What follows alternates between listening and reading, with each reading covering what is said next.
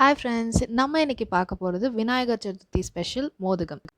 ஒரு கப் கடலைப்பருப்பு எடுத்துக்கிறோம். அதை 4 மணி நேரம் ஊற வச்சு குக்கரில் இந்த மாதிரி 3 விசில் வச்சு இறக்கிடலாம்.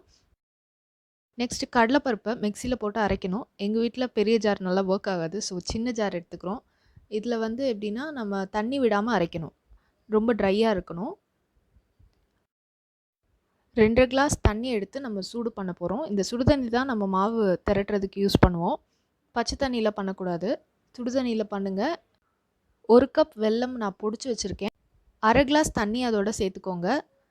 கொஞ்ச நேரம் கிண்டிகிட்டே இருக்கணும், அப்போது அந்த வெல்லம் உருகிடும். இதில் பாகு பதம் எதுவும் இல்லை, அது மெல்ட் ஆகணும், அவ்வளோதான். இது நல்லா பொடிச்சிட்டிங்கன்னா சீக்கிரமாகவே மெல்ட் ஆகிடும், நாட்டு சக்கரை மாதிரி. ஆல்ரெடி நம்ம வேக வச்ச கடலைப்பருப்பை இந்த மிக்சியில் போட்டு அரைச்சி எடுத்துக்கலாம். கொஞ்சம் கோர்ஸாக இருந்தால் பெட்டருங்க, ரொம்ப மையாக அரைச்சிட வேணாம். தண்ணி சேர்க்காம நீங்கள் தனியாக அரைச்சி வச்சுக்கோங்க. வெல்லம் இப்போ கரைஞ்சிட்டே இருக்குது.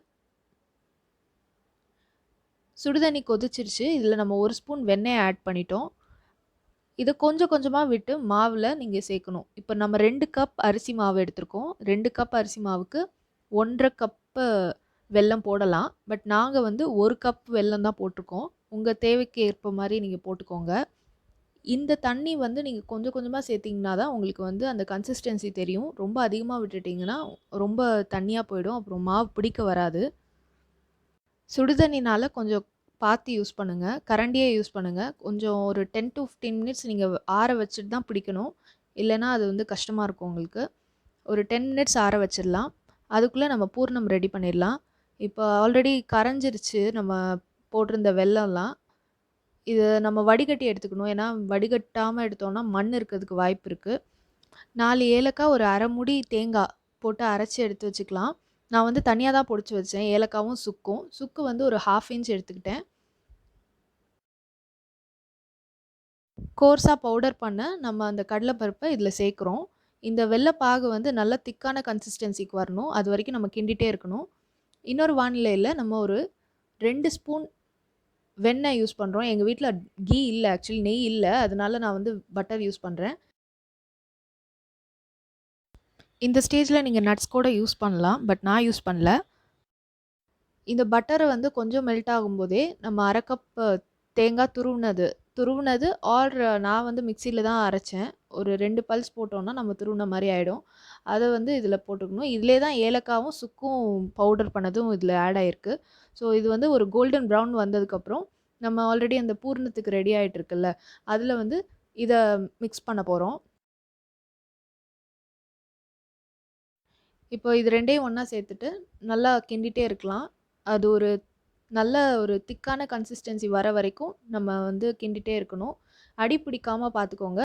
இது கிண்டிட்டு இது வந்து நான்ஸ்டிக்ன்றதுனால வந்து அவ்வளோக்கு பிடிக்கலை. இதுவே வேறு கடாயில் யூஸ் பண்ணிங்கன்னா கண்டிப்பாக பிடிக்கும். பாட்டம் வந்து கனமாக இருக்கிற மாதிரி ஒரு பாத்திரம் யூஸ் பண்ணணும். இப்போது அந்த ஒட்டாமல் ஒரு பதத்துக்கு வந்திருக்குல்ல, இந்த ஸ்டேஜில் ஆஃப் பண்ணிடணும். நம்ம மூடி வச்சுருந்த அரிசி மாவு நல்லா ஆறிடுச்சு. நெக்ஸ்ட்டு மோதகம் பிடிக்க வேண்டியது தான்.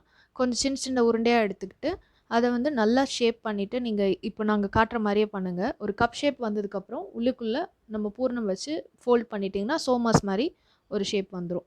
இந்த ஷேப் இல்லாமல் நீங்கள் வேறு எது வேணாலும் ட்ரை பண்ணலாம். பட் இதில் எந்த ஃப்ளேவரும் நம்ம ஆட் பண்ண போகிறதில்ல, ஏன்னா நம்ம சாமிக்கு வந்து படைக்கிறதுனா உப்பு கூட போடக்கூடாதுன்னு சொல்லுவாங்க எங்கள் வீட்டில்.